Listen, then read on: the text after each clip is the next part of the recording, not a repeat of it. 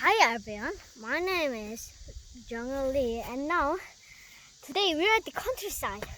We are on a vacation, well, sort of vacation. We met the sheep and I feed them and pet them and you can see that and now then I have to go to the grandma's house. I went to the grandma's house.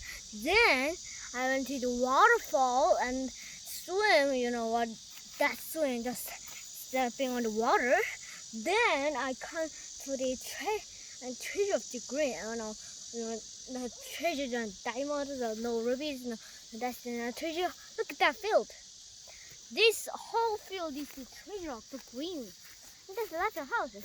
See, countryside has a very small houses, just one floor houses, you have to say.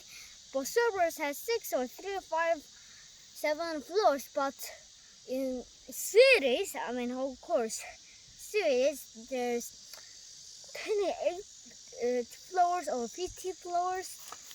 And 15 What did you floors. do yesterday? Tell me about Yesterday it. we just packed and ready to go, and we had sleepovers. Now today is the tomorrow. Yeah, okay, yeah, of course.